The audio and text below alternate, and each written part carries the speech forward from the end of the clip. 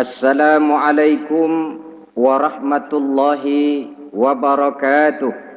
Waalaikumsalam warahmatullahi wabarakatuh. Bismillahirrahmanirrahim. Alhamdulillahi rabbil alamin. Wassalatu wassalamu ala ashrafil anbiya'i wal mursalin, sayyidina wa maulana wa habibina wa syafi'ina Muhammadin wa ala alihi wa ashabihil mujahidin at-tahirin, amma ba'du. Saudara-saudara kaum muslimin rahimakumullah, pada pertemuan kali ini kita akan membicarakan riwayat Nabi Allah Ibrahim alaihi salam. Beliau termasuk salah satu dari 5 orang rasul yang merupakan kelompok yang dikenal dengan ulul azmi, yaitu para rasul yang dinilai mempunyai kelebihan di dalam keutamaan, ketabahan, keuletan, dan sikap istiqomah di dalam berjuang. Jumlahnya ada 5, yaitu Nabi Nuh, Nabi Ibrahim, Nabi Musa, Nabi Isa, dan Nabi Muhammad alaihi wassalatu wassalam. Sebagaimana yang kita maklum bahwa Nabi Allah Ibrahim alaihi salam lahir pada masa pemerintahan Raja Namruz laknatullah alaih. Namruz adalah figur yang lebih merupakan kekuatan daripada keadilan, lebih merupakan kezaliman daripada kebijaksanaan. Ia seorang raja yang memerintah secara sewenang-wenang, lalu dengan segala macam cara berusaha mempertahankan kekuasaannya. Itu sebabnya di hari-hari menjelang kelahiran Nabi Allah Ibrahim alaihi salam, entah oleh karena rasa takut dan khawatir akan munculnya orang-orang yang dapat menumbangkan kekuasaannya, entah karena bisikan ahli nujum atau dukun-dukun yang memang banyak mengelilingi istananya, ia memutuskan untuk membunuh seluruh bayi yang dilahirkan dalam bentuk laki-laki. Ini dilatar belakangi oleh kekhawatiran akan muncul seseorang yang dapat menghancurkan kekuasaannya, sebagaimana Fir'aun laknatullah alaih. Itulah sebabnya di zaman sebelum Nabi Ibrahim dilahirkan, Raja Namruz membuat peraturan. Apabila seorang ibu melahirkan bayi laki-laki, bunuh bayi itu.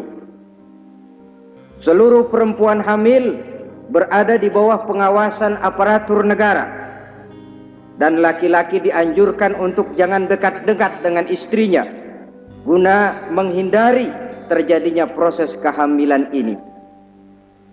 Entah berapa ratus bahkan berapa ribu bayi laki-laki yang jadi korban tanpa dosa dari sebab kelaliman pemerintahan Raja Namruz laknatullah alaih ini.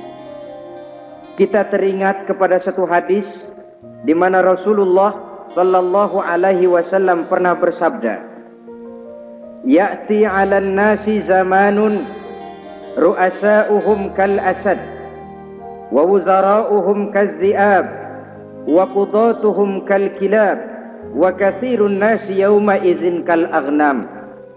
Pada satu saat, kata Nabi, akan datang di tengah masyarakat manusia di mana pada masa itu muncul pemimpin-pemimpin yang bertingkah laku seperti singa.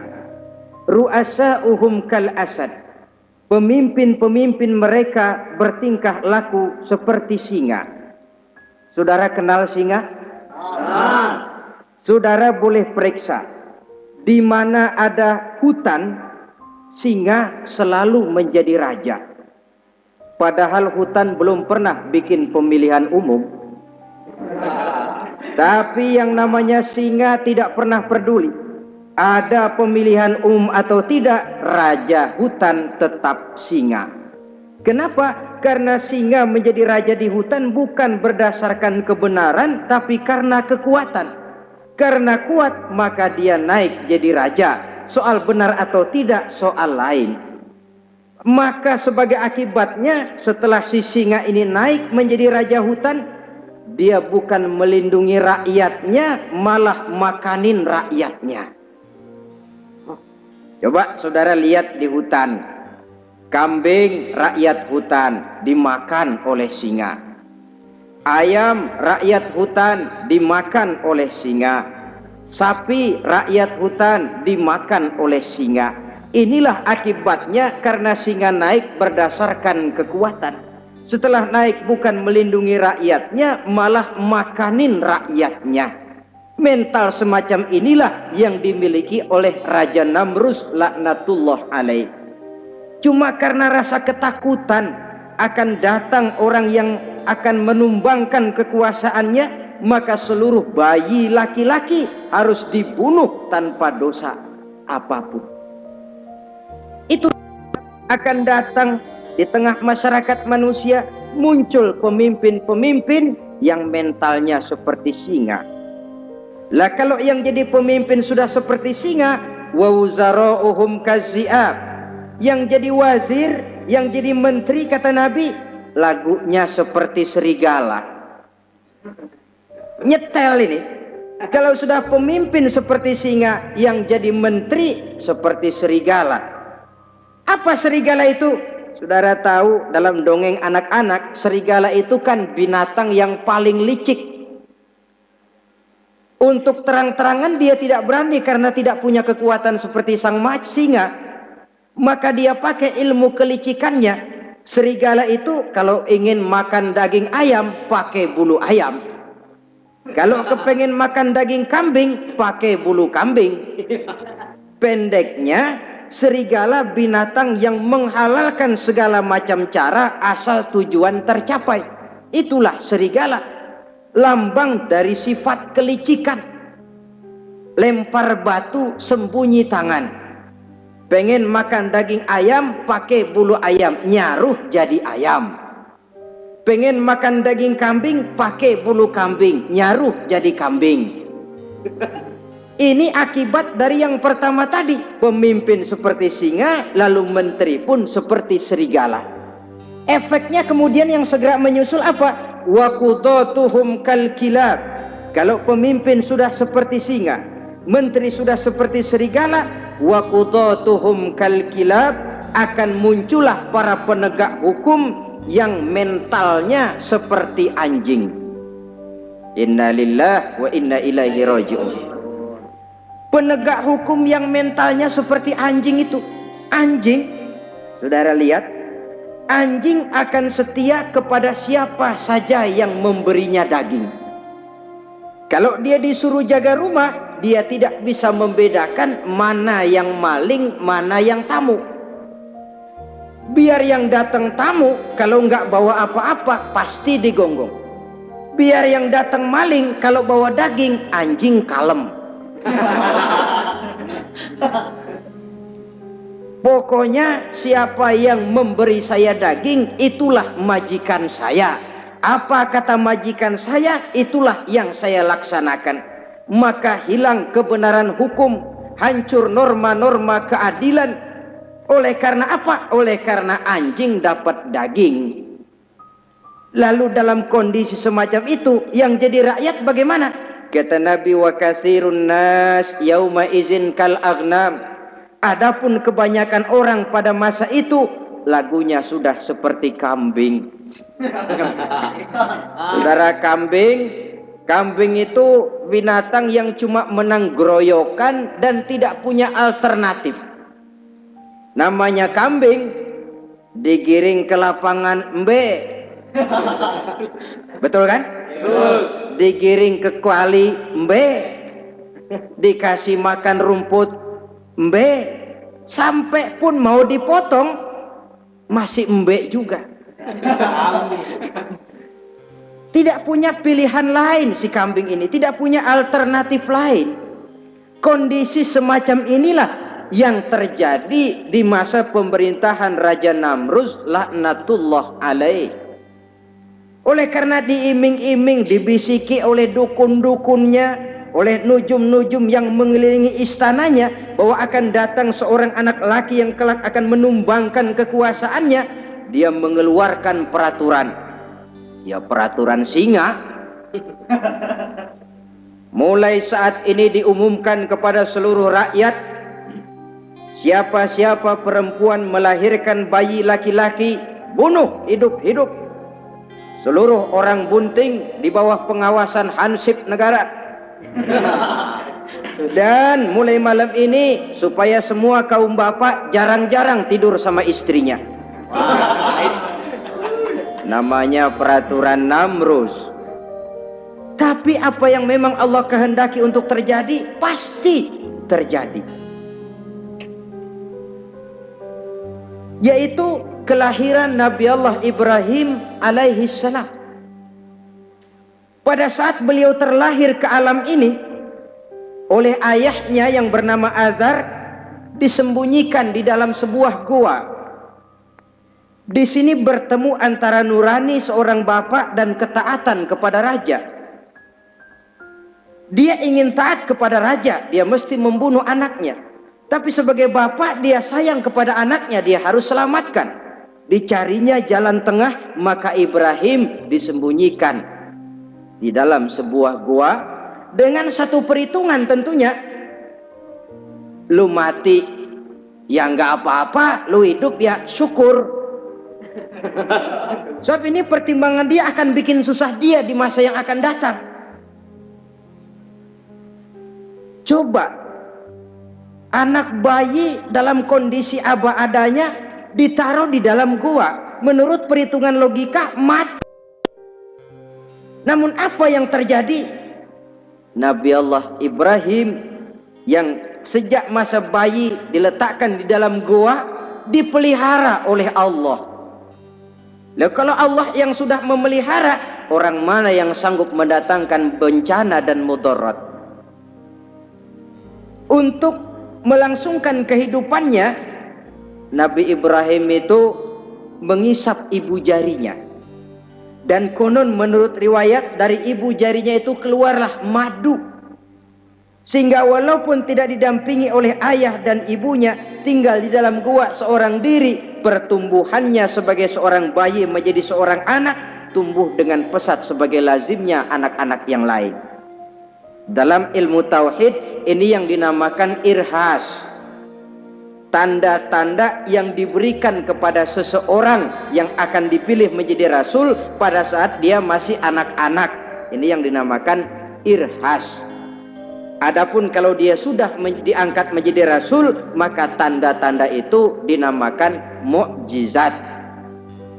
Kalau jatuh kepada wali, maka tanda itu dinamakan karomah, atau yang dalam bahasa kita disebut dengan keramat. Jadi kan kita ini dalam kehidupan anak-anak kita kadang-kadang bisa melihat bakat yang dimilikinya pada saat dia masih kecil. Tanda-tanda itu ada.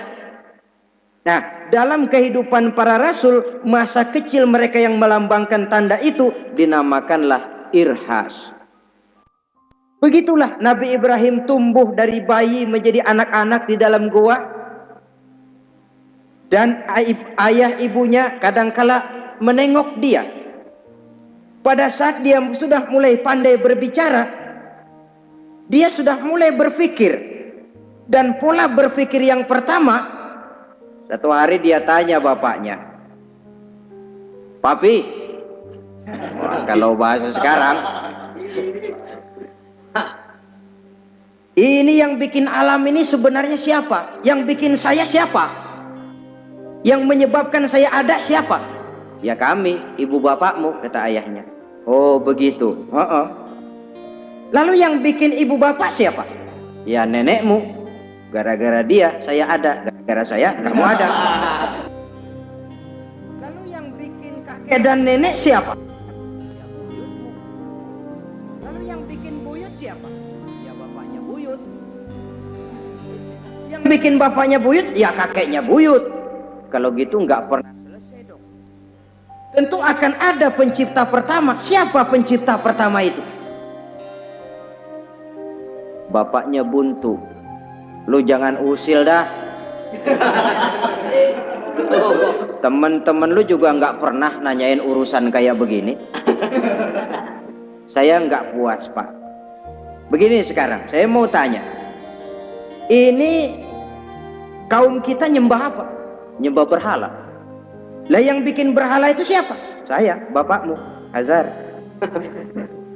Kaum kita menyembah berhala, yang bikin berhala bapak. Kenapa nggak nyembah bapak aja kok tanggung-tanggung? Jawaban ayahnya tidak membuat ia jadi puas. Terus merenung siapa gerangan pencipta pertama, siapa gerangan yang patut disembah dengan sebenarnya, siapa gerangan pencipta alam semesta ini. Bila malam datang, dia melihat bintang gemintang bertabur menghias cakrawala. Dia berkata, ini yang patut dianggap Tuhan, tinggi, terang, benderang. Tapi manakala besok pagi bintang tenggelam, dia pun bilang, la uhibbul afilin. Saya tidak suka kepada yang tenggelam. Masa Tuhan tenggelam? Ketika malam datang, bulan pun terbit. Nah, ini barangkali yang Tuhan. Ini lebih besar dari yang semalam. Tapi bila bulan pun terbenam, lagi-lagi dia bilang Tuhan tidak mungkin terbenam. Lalu bila matahari terbit, nah ini nggak salah lagi. Ini lebih gede dari yang dua-dua kemarin. Ini pasti Tuhan. Dan manakala matahari terbenam, dia pun berkata, Tuhan tidak akan pernah terbenam. Perjalanannya mencari Tuhan ini bisa saudara baca dalam surah Al-An'am ayat 6 sampai dengan ayat 79. Sampai Allah memberikan petunjuk kepadanya, mengangkatnya menjadi seorang rasul dan menyampaikan misi dakwahnya. Saudara-saudara kaum muslimin rahimakumullah, dakwah yang pertama dilaksanakan tentu kepada bapaknya, kemudian kepada kaumnya. Secara psikologis ini kan makan hati. Coba kalau kita harus nasihatin orang lain yang tidak ada hubungannya dengan keluarga, barangkali biasa saja. Tapi nasihatin bapak sendiri, ini kan makan hati. Mau didiamkan saja batil dan sesat, mau diceramahin bapak sendiri. Tapi bapak tinggal bapak, kewajiban melaksanakan dakwah jalan terus. Ini berarti bahwa tugas amar ma'ruf dan nahi munkar memang tidak mengenal posisi. Begitulah saudara-saudara, sampai kepada satu hari Nabi Ibrahim melaksanakan dialog dengan kaumnya. Saudara-saudara, ma hadhihi tamasil allati antum laha akifun. Surah Al-Anbiya ayat 51. Saudara-saudara, berhala-berhala ini yang bapak saya yang buat, inikah yang selama ini tuan-tuan sembah? Kaumnya menjawab, qalu wajadna aba'ana laha abidin. Iya, sebab nenek moyang kami, nenek moyang kita juga dulu nyembah itu. Bagaimana nenek moyang kita, begitulah kita. Jawab Nabi Ibrahim, laqad kuntum wa aba'ukum fi dhalalim mubin. Sebenarnya kamu dan nenek moyangmu sama, borongan satu gerbong sesat.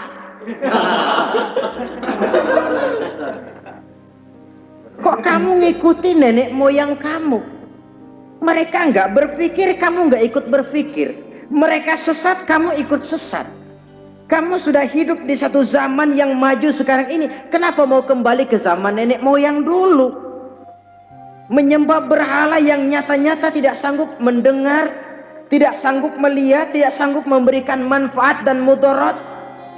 Pokoknya kalau kamu tidak tinggalkan berhala-berhala ini, satu saat pasti saya sikat dan saya hancurkan. Saudara-saudara, prinsip dakwah itu memang harus hikmah wal mau'izatil hasanah, dengan bijaksana dan dengan nasihat-nasihat yang baik. kalau sudah mencegah suatu kemungkaran, kata Nabi, man ra'a minkum munkaran falyughayyirhu biyadihi. Siapa di antara kamu yang melihat suatu kemunkaran, hendaklah dia berusaha merubah dengan kekuatan tangannya. Kalau dengan tangannya dia tidak sanggup, fabilisani, hendaklah dengan lidahnya. Kalau itu pun dia tidak mampu, fabiqalbi, hendaklah dalam hatinya. Dan mencegah suatu kemungkaran dengan hati, itulah nilai iman yang terendah adanya. Nabi Ibrahim melihat bahwa watak menyembah berhala ini sudah berurat dan berakar. Kenapa? Mereka malah mengembalikan itu kepada kebiasaan dan tradisi nenek moyang. Sama juga di zaman kita sekarang ini. Sudah kita menegakkan tauhid, membina sebersih-bersih iman, menegakkan semulus-mulus tauhid. Ada juga kelompok orang yang mau mengembalikan kita ke zaman nenek moyang, ke zaman animis, menghidupi tradisi nenek moyang dalam hal ibadah, dalam hal ubudiyah. Tentu merupakan langkah kemunduran adanya.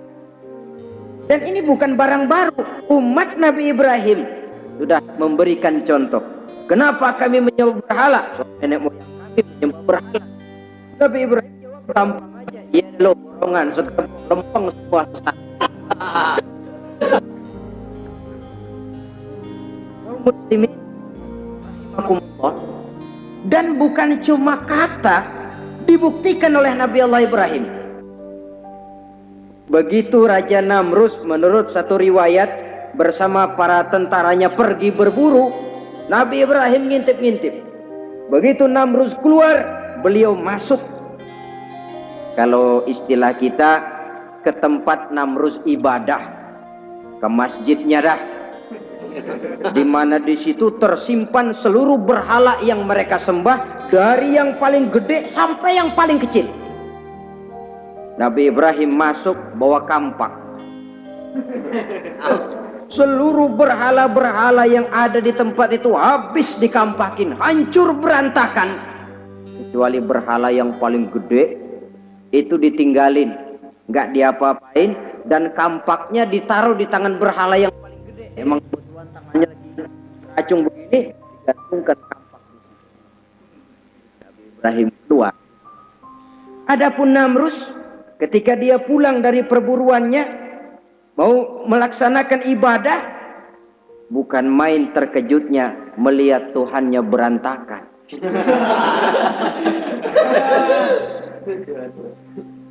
Waduh, ini celaka kerjaan siapa ini? Dikumpulkan para intel negara, staf-staf khusus. Ini ada supersip masuk kemari, mengganggu stabilitas peribadatan kita. Ini mesti dicari siapa biang keroknya ini. Cari sampai ketemu siapa yang menghancurkan Tuhan-Tuhan kita ini. Intel pun disebar. Ada yang ke kota, ada yang ke desa, ada yang pokoknya ke seluruh penjuru. Sampai ada yang desas-desuskan. Tuan Raja, bagaimana? Saya dengar selentingan berita. Berita apa? Pada waktu Tuan Raja pergi berburu, seorang anak muda bernama Ibrahim masuk ke tempat ibadah kita. Barangkali dia yang menghancurkan patung-patung kita. Kalau begitu cari, tangkap Ibrahim, tangkap. Panggil kepala intel. Dipanggil, kamu cari orang namanya Ibrahim, tangkap. Kok ditangkap? Tangkap. Sebab menurut berita dia yang menghancurkan berhala-berhala kita. Ya tapi kan belum ada buktinya, Pak. Soal bukti gampang belakangan, yang penting tangkap aja dulu.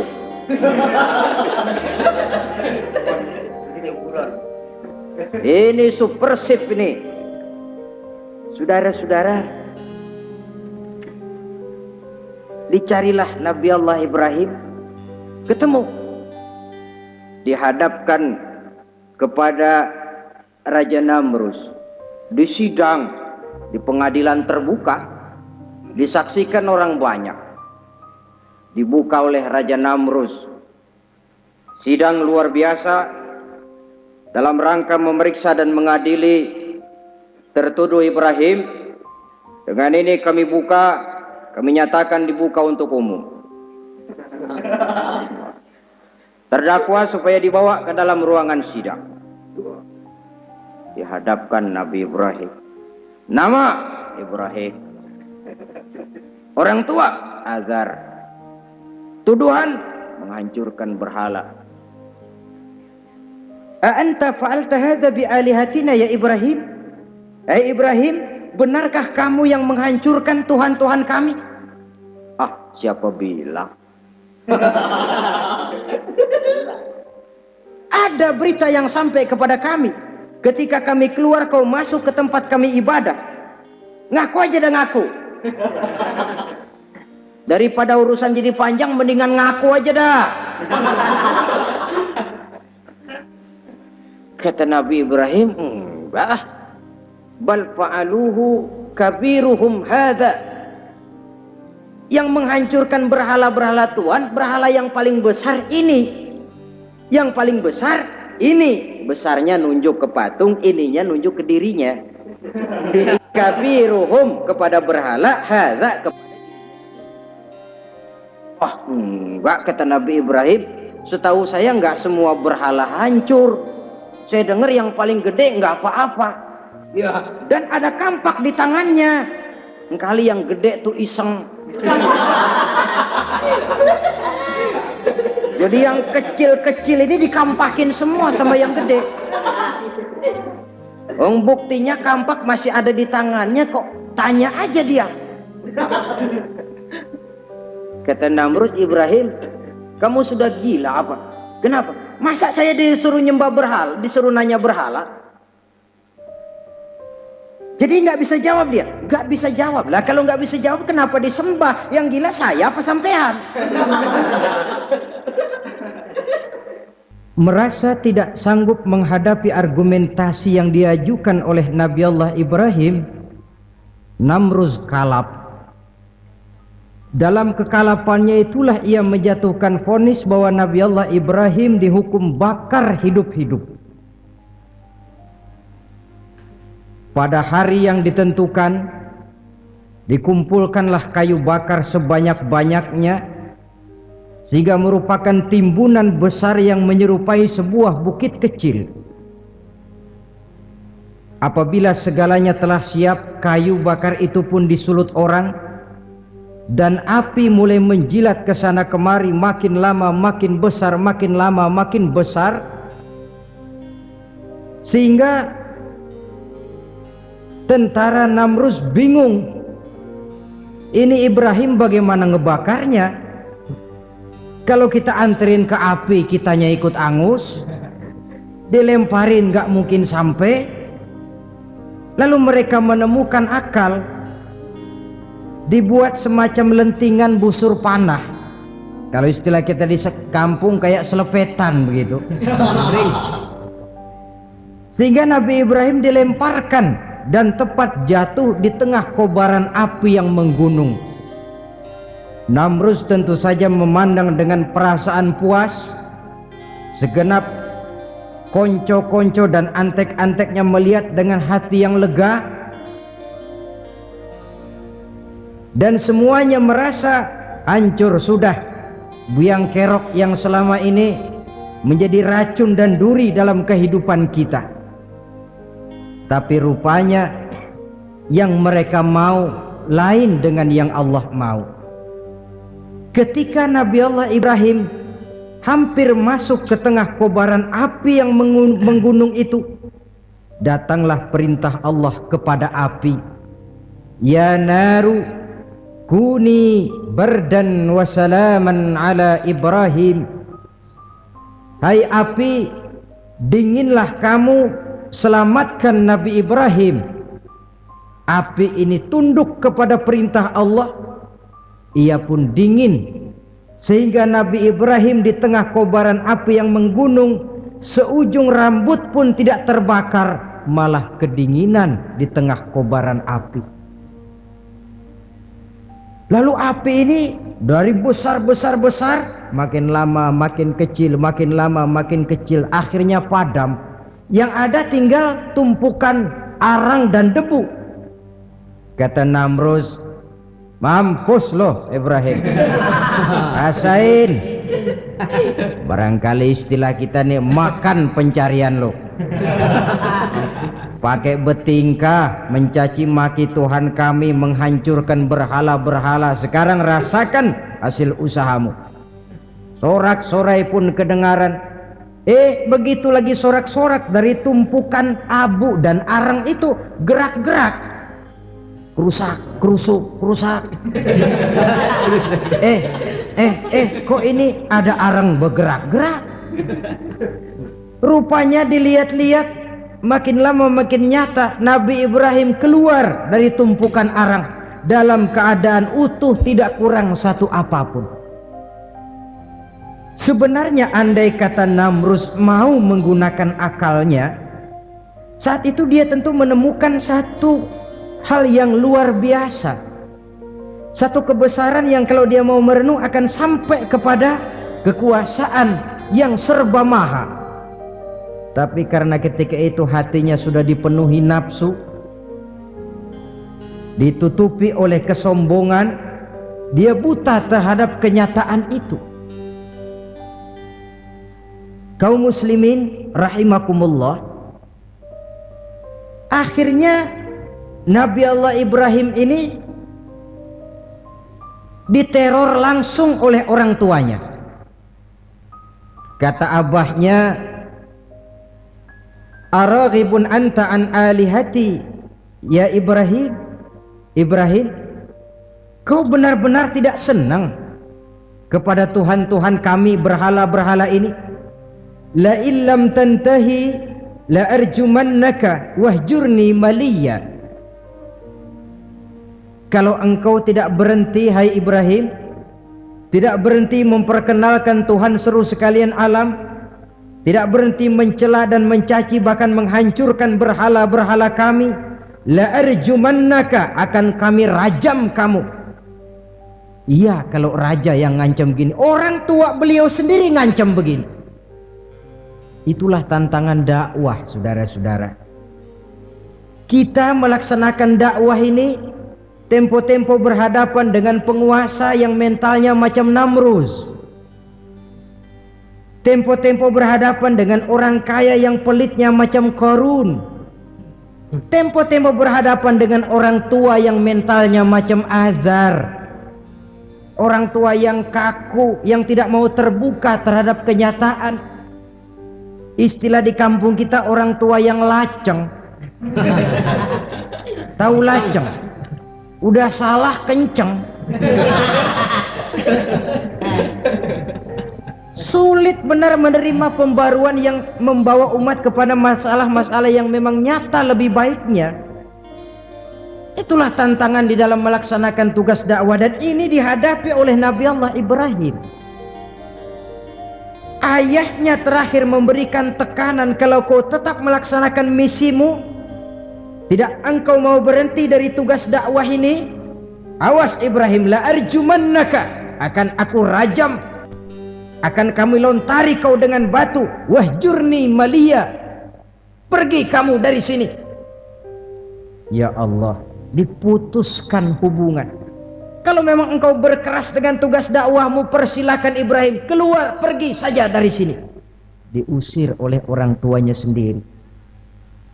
Inilah hidayah, saudara-saudara. Oleh sebab itu, tugas utama kita kaum muslimin sebenarnya bukan mengislamkan orang, tapi menyampaikan Islam. Tugas kita ialah menyampaikan Islam, bukan mengislamkan orang. Sebab orang mau Islam atau tidak, itu urusan hidayah dari Allah. Jangankan kita, Nabi Ibrahim mentauhidkan ayahnya Azar. Nabi Nuh tidak bisa mengislamkan putranya. Bahkan Nabi kita Muhammad SAW pun tidak bisa memberikan hidayah kepada Abu Jahal dan Abu Lahab.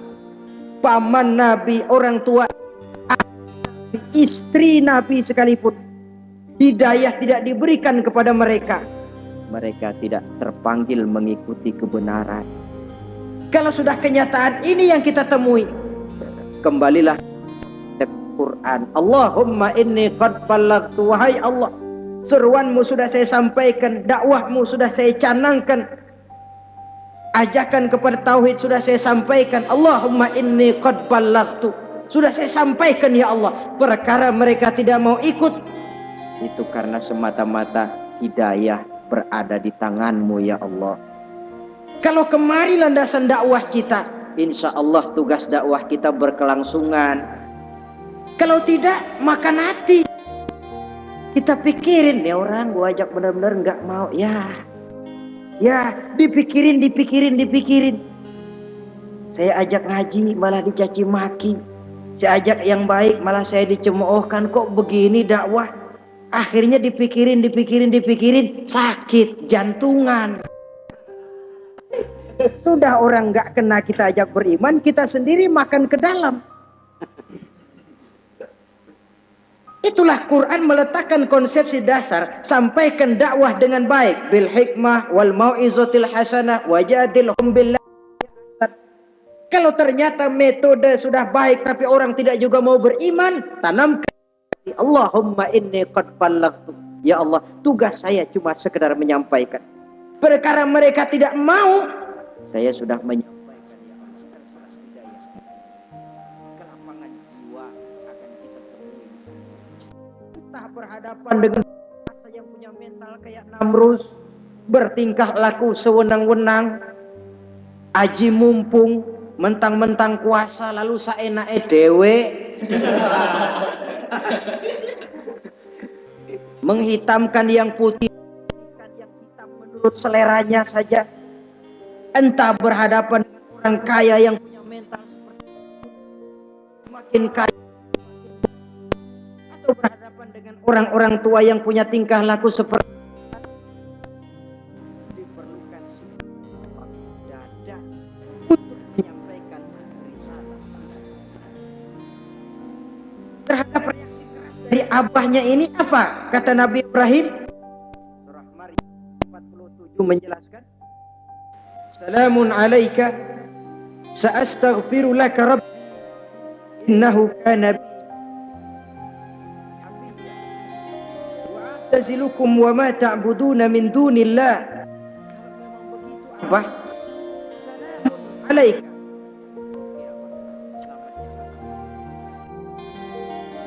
marilah kita tempuh jalan kita masing-masing. Saya memang anak bapak, tapi tauhid adalah prinsip.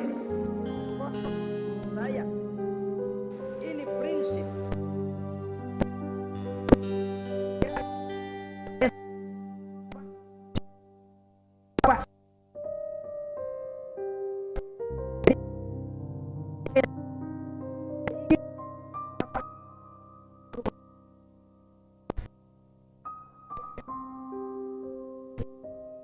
Bapak,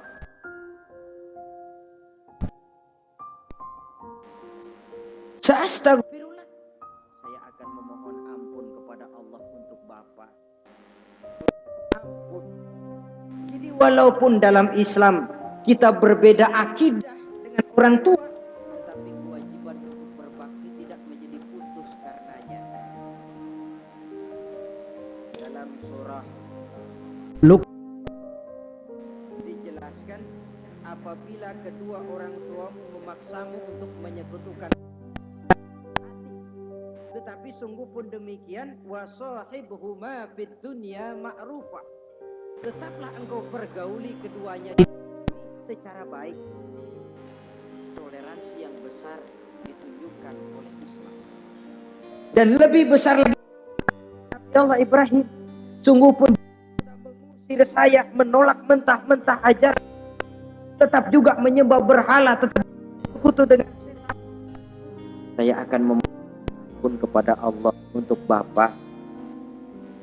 Wa atazilukum, saya akan menjauhkan diri dari apa yang Bapak sembah, dari apa yang kaum kita sembah selain daripada Allah. Bapak menyembah berhala, kaum kita ini menyembah berhala. Wa atazilukum, saya akan menyingkir dari semua itu.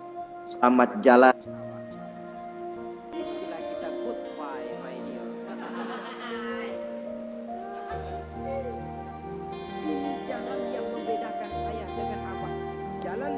dan kita harus berpisah. Walaupun dengan berat hati kita berpisah. Jadi keluarga dan akidah punya garis yang jelas. Umumnya ya walaupun baik tapi memang harus ditingkatkan. Umumnya kita ini kan mayoritas merasa sebagai muslim kan. Kenapa kamu Islam? Bapak saya Islam, nenek saya Islam. Baiklah, itu pada mulanya memang harus begitu.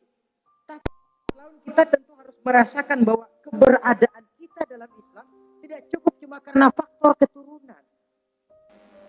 Dengan kata lain, kita harus memperbaiki kualitas keislaman kita. Inilah proyek utama kita sekarang, mengislamkan orang Islam. Saudara-saudara kaum muslimin rahimakumullah. Maka Nabi Ibrahim pun meninggalkan orang tuanya, meninggalkan kaumnya, uzlah, hijrah ke tempat Baitul Maqdis, daerah di Palestina sekarang ini. Sejarah kehidupan Nabi memiliki kemiripan. Rata-rata ditentang oleh kaumnya sendiri dan sebagian besar lalu hijrah. Itu barangkali memang resiko dari satu perjuangan. Nah, begitu tantangan yang dihadapinya dalam melaksanakan dakwah. Cobaan-cobaan yang diberikan Allah kepada Nabi Ibrahim pun luar biasa. Pantas kalau beliau itu masuk ulul azmi dan mendapat titel Khalilullah. Nabi Ibrahim titelnya Khalilullah, orang yang mencintai dan dicintai Allah. Khalilullah. Ini terbukti dari cobaan-cobaan yang dihadapinya. Pertama, dari perkawinannya dengan Siti Hajar, dengan Siti Sarah maksud saya, beliau tidak dikaruniai seorang anak pun. Umur sudah lanjut. Padahal anak kita tahu pelanjut sejarah, penyambung cerita si buah hati belahan jantung. Sampai pada satu hari Hajar musyawarah. Kalau bahasa kita, Bang, bagaimana Hajar? Lama juga kita sudah berumah tangga kan Bang?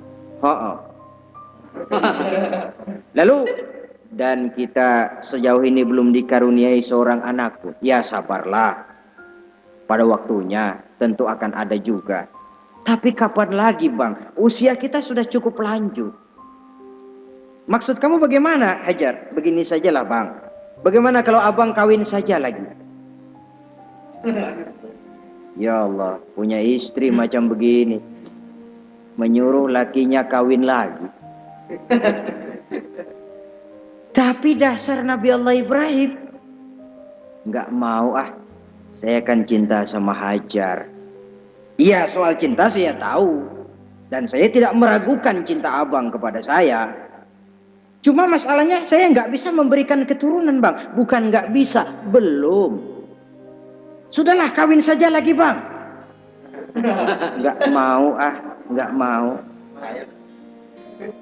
Istrinya nyuruh kawin, lakinya ogah-ogahan. Sekarang kan enggak, istrinya ngelarang kawin, suaminya malah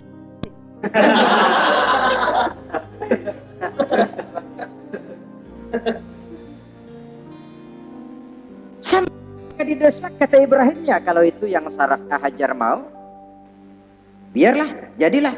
Saya mau kawin lagi dengan syarat kau yang mencarikan istri untuk saya itu. Oleh Siti Hajar dipilihkan Siti Sarah. Kawinlah Nabi Ibrahim dengan Sarah. Dari Sarah ini beliau dikaruniai seorang putra bernama Ismail alaihi salam. Nah, cobaan datang untuk menguji Khalilullah. Hai Ibrahim, kau cinta kepadaku, kata Allah, seolah-olah setelah kau punya anak, masuk rasa cinta anak ke dalam hatimu. Allah mau buktikan mana cintamu yang lebih besar, kepada anakmu atau kepada aku, kata Allah. Maka turun perintah untuk menyembelih anaknya sendiri. Satu riwayat menceritakan bahwa latar belakang perintah menyembelih anak ini sebenarnya gara-gara Nabi Ibrahim juga ketelepasan ngomong. Beliau pernah menyembelih 300 ekor onta dan 1000 ekor kambing. Dagingnya dibagikan kepada fakir miskin, dilaksanakan penyembelihan itu untuk mendekatkan diri kepada Allah. Sedekah. Tidak cuma manusia, malaikat kagum, dipuji Nabi Ibrahim. Bukan main Ibrahim, kaya berani. Ya, kalau miskin berani, nekat kali. Ini kaya berani. Menyembelih 300 unta, 1000 kambing, dagingnya disedekahkan kepada fakir miskin. Luar biasa Ibrahim. Ketika dipuji orang banyak itulah beliau timbul sifat manusianya. Apa kata beliau? Saya mah jangankan kambing sama unta, anak juga kalau saya punya disuruh potong, saya potong untuk mendekatkan diri kepada Allah. Kenapa ketelepasan ngomong begitu? Sebab waktu itu belum punya anak, ngomongnya enak. Sama juga kita, gue mah kalau punya motor siapa juga jengin. Lagi belum punya. Kalau udah punya lain gayanya. Itu biasa, itu omongan orang belum kaya emang begitu.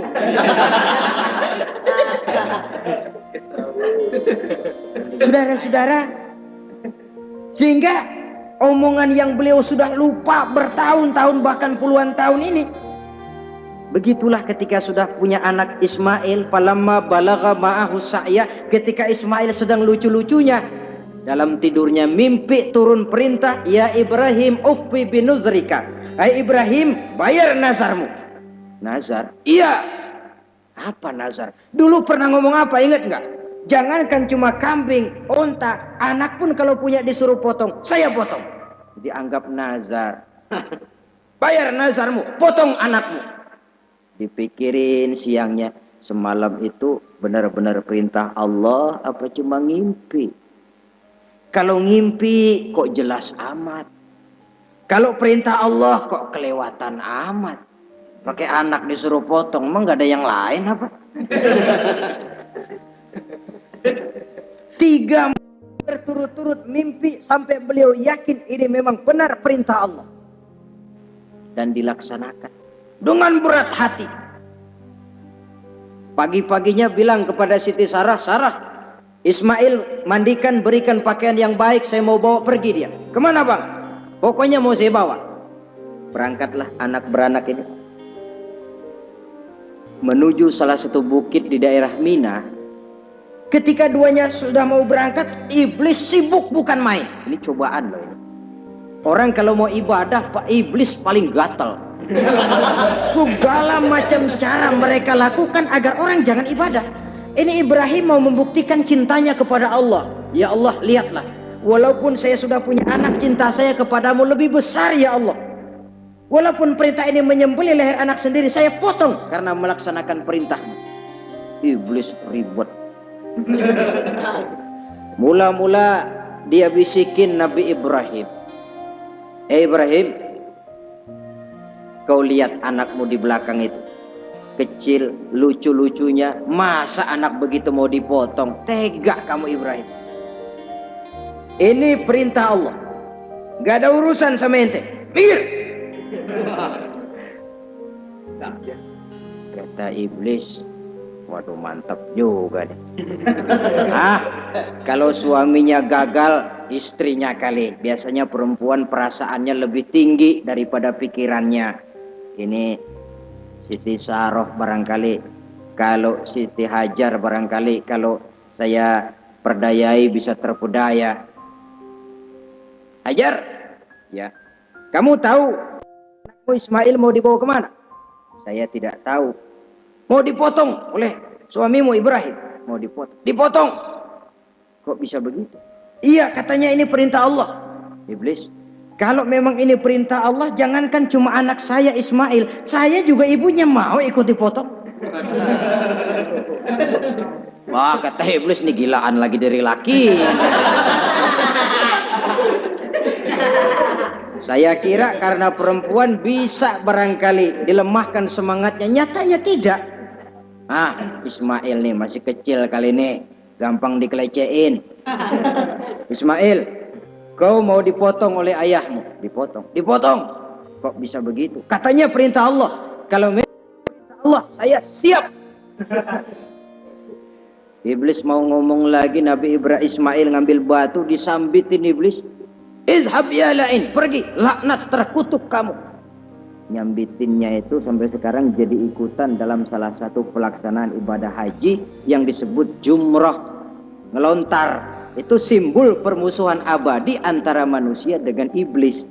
Jadi kalau ada orang mau berbuat baik, iblis itu datang dari 3 penjuru. Dari bapak, dari anak, dari istri. Kadang-kadang bapaknya nggak kena, istrinya dibujukin. Laki luno sok loyar mau nyumbang masjid, jangan kasih duit, simpen aja baik-baik. Istri nggak kena, anak. Segala macam cara iblis berusaha. Baru sampai di bukit yang dituju, Nabi Ibrahim buka kartu. Ismail, Abah diperintah Allah menyembelih lehermu. Bagaimana? Kerjakan apa jangan? Kalau memang itu perintah Allah, kerjakan Abah. Insya Allah Abah akan menemukan saya termasuk orang sabar. Ini jawaban anak soleh. Coba kalau jawaban anak pinter nggak soleh, bukan begitu. Ismail, saya disuruh motong lehermu, bagaimana? Kenapa saya Pak? Bapak aja yang tuaan potong.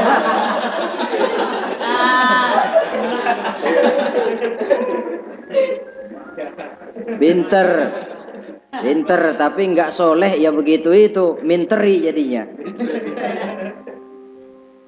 Saudara-saudara, sampai Nabi Ismail diganti oleh Allah dengan seekor kambing kibas. Cobaan terhadap kecintaannya kepada Allah. Kau cinta aku, itu benar. Tapi setelah kau punya anak, rasa cinta anak masuk ke dalam hatimu. Mana lebih besar, cintamu kepada anakmu atau cintamu kepadaku, kata Allah. Terbukti cintanya kepada Allah lebih besar daripada cintanya kepada anaknya. Bukankah nilai cinta itu baru terasa nyata kalau sudah lewat cobaan, lewat pembuktian. Sehingga dengan demikian kata orang, biasanya cinta itu menuntut pengorbanan. Berani bercinta, berani berkorban. Jangan takut berkorban, nggak usah cinta-cintaan.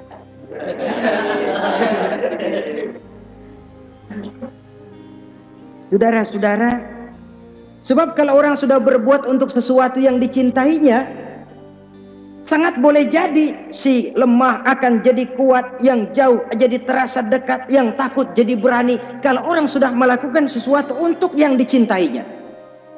Seorang bapak karena cintanya kepada anaknya, dia rela pergi pagi pulang sore, peras keringat banting tulang supaya hari depan anaknya lebih baik daripada dia. Seorang suami yang cinta kepada istrinya, tidak soal dia kepanasan dan kehujanan, mencari yang sulit-sulit yang diinginkan oleh istrinya. Contoh paling dekat saja, kalau istrinya sedang mengidam, biar tengah malam buta minta mangga dan gak musim mangga, kerusak-kerusuk suaminya cari mangga. Cinta memang membuat yang jauh jadi terasa dekat.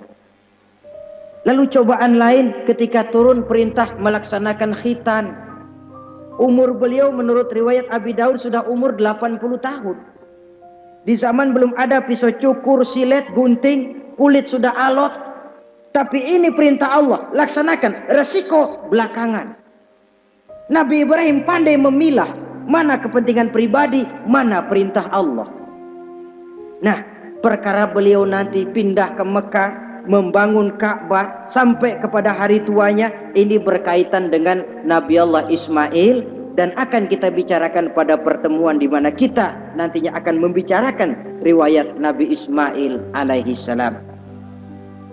Untuk riwayat Nabi Ibrahim, walaupun serba singkat, hingga ini sajalah dahulu, dan mudah-mudahan menjadi tamsil, ibarat dan contoh yang bisa kita jadikan pegangan di dalam kehidupan kita sehari-hari. Terima kasih banyak atas segala perhatian. Mohon maaf atas segala kekurangan. Usikum wa nafsi bitaqwallah. Wassalamualaikum warahmatullahi wabarakatuh.